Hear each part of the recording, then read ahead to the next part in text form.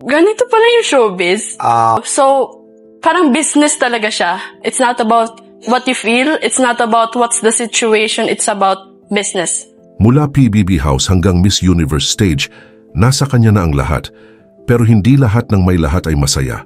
Bakit piniling iwan ni Kisses de la Vin ang industriyang pinapangarap ng milyon-milyon? Para sa marami, ang pagkawala ni Kisses de la Vin sa showbiz ay bigla at walang malinaw na paliwanag. Isang araw, isa siya sa pinakaaktibong artista ng kanyang henerasyon. Kinabukasan, tila naglaho na lamang ang kanyang pangalan sa telebisyon, pelikula at mga event. Walang malaking farewell project, walang press conference, walang dramatikong anunsyo. Tahimik ang kanyang paglayo at marahil doon nagsimula ang mas malalim na kwento. Bago pa man siya naging artista, ang buhay ni Kisses ay isa ng himala. Ipinanganak bilang Kirsten Danielle Tan de la Vin sa Masbate, siya ang tinaguriang miracle daughter. Sa 8 beses na nagbuntis ang kanyang ina, siya lamang ang nabuhay. May isang kapatid na umabot lamang ng mahigit 1 taon bago pumanaw. Nung 2 years na andito siya, I was so happy. Na-experience ko magkaroon ng kapatid. 1 year and 8 months siya kasi maraming komplikasyon. Nasa hospital lang siya all the time. Hindi siya pinapalabas kasi marami siyang nade-develop na sakit. So, kailangan namin mag-rent ng room sa hospital and doon lang siya magsistay. So, hindi ko siya nakakasama lagi. Pero bago po ang lahat, baka pwedeng palike muna ang video na ito. Isang simpleng click lang, pero malaking tulong yan sa aming mga content creators para makagawa pa ng mga kwentong gaya nito. Maraming salamat po. Para sa kanyang pamilya, ang kanyang presensya ay isang biyayang hindi ipinagkakaloob sa lahat.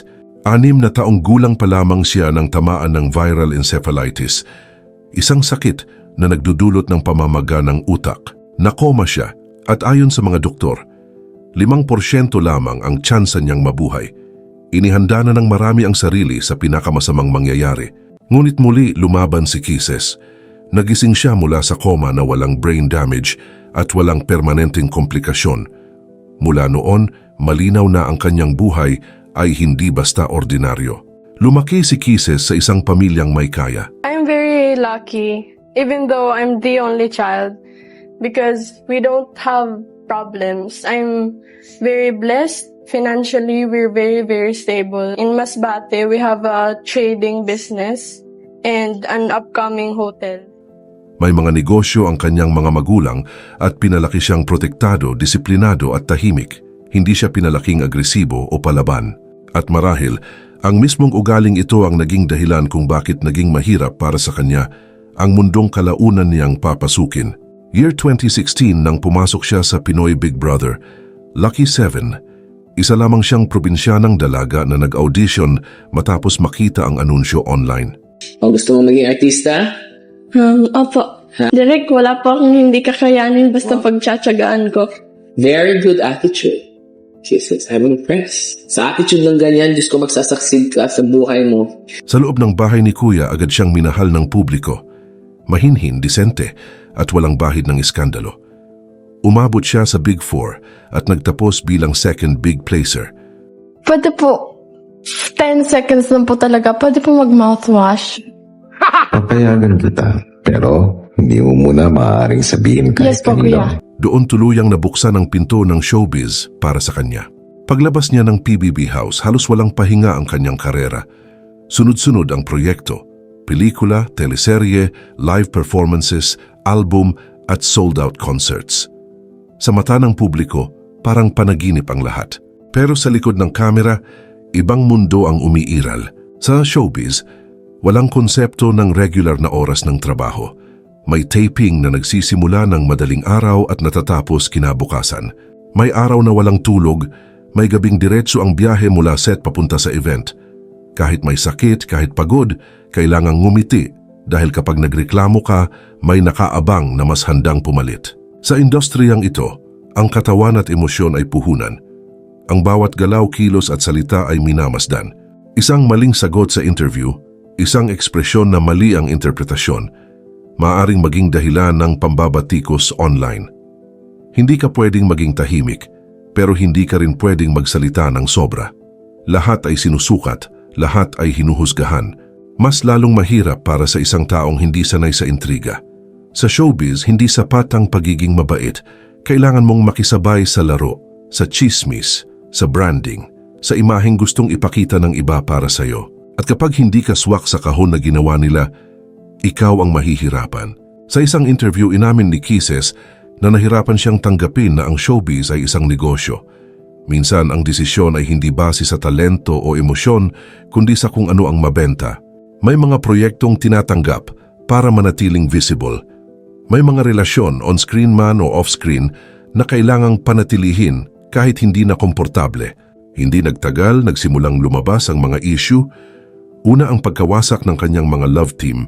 Ang kiss mark ay biglang natapos matapos ang mga hindi pagkakaunawaan na naging usap-usapan online. Are you friends? Are you friends? No, but Civil. I also don't dislike him. It's just that it's healthier this way. Mas naging kontrobersyal ang pagtatapos ng Don Kiss, kung saan inamin ng kanyang ka-love team na nagulat siya sa desisyon. Just because it ended doesn't mean that it wasn't good. I like that line. Yes, Tito Boy. Because some good things. Must come to an end Oh. to make way for better things. Sa industriya kung saan ang love team ay puhunan, ang pagputol nito ay madalas itinuturing na malaking kasalanan. Kasabay nito, kumalat ang mga paratang ng pagiging diva at mahirap katrabaho. Pinabulaanan niya ito. Iginiit na hindi siya diva kundi may mga personal lamang siyang limitasyon. Ngunit sa showbiz, ang pagtanggi ay madalas na pagkakamalang pagiging mayabang. Ang pagtatanggol sa sarili ay nagiging dahilan pa ng mas maraming puna. Dagdag pa rito ang walang humpay na pressure mula sa social media. Isang post lang, isang litrato, isang katahimikan, lahat may interpretasyon. May mga bashers na hindi mo kilala, pero may opinyon sa kung sino ka at kung paano ka dapat mabuhay. Sa ganitong klima, madaling maubos ang isang taong likas na sensitibo at tahimik. Sa kabila ng lahat, sinubukan pa rin ni Kisses na muling patunayan ang sarili sa Miss Universe Philippines 2021. Para sa marami, ito ang kanyang comeback moment. Naging malinaw ang lakas ng kanyang fanbase. Pasok siya sa top 10. And I believe that if there's one thing in the world that's so beautiful, it's that even the world can be so harsh to you. Even the world can grip you and break you into pieces. You can still be kind, and I think that's power. Nanalo bilang Miss Photogenic at humakot ng maraming special awards, ngunit hindi pa rin sapat iyon para sa corona. Ayon sa ilang pageant observers, kulang umano siya sa commanding presence at fierceness na hinahanap sa isang Miss Universe representative. Masyado raw siyang soft para sa isang entabladong nangangailangan ng matinding lakas ng loob at projection. At doon, tila may isang mahalagang bagay na napagtanto si Kisses, na kahit anong ibigay mo, may mga industriyang hihingi pa rin ng higit. Matapos ang pageant, unti-unti siyang nawala sa eksena. Walang bagong teleserye, walang pelikula, at walang malinaw na plano ng pagbabalik. Sa panahon ng pandemya, pinili niyang manatili muna sa Masbate, kasama ang pamilya. At kalaunan, gumawa siya ng desisyong hindi inaasahan ng marami. Lumipad siya patungong New York, hindi bilang artista, hindi bilang celebrity, kundi bilang isang ordinaryong estudyante. Sa New York City, nag-aral siya ng modern dance at ballet sa Martha Graham School, isa sa pinakaprestihiyosong institusyon para sa sayaw. Kisses Delavin, ballet student na sa New York. Namuhay siya ng simple, nagko-commute, naglalakad mag-isa, at malayo sa glamour ng showbiz. Isang buhay na walang kamera, walang intriga, at walang ekspektasyon ng publiko. Tinapos niya ang kanyang degree sa Business Administration sa De La Salle University, na kanyang pinagtapusan noong 2025. Sa parehong taon, lumabas ang mga balitang muli siyang pumirma ng kontrata sa Star Magic, isang balitang nagbigay ng pag-asa sa kanyang mga tagahanga. Ngunit hanggang ngayon, malinaw na mas maingat na ang kanyang mga hakbang. Hindi umalis si Kisses Delavin dahil wala na siyang kakayahan o oportunidad.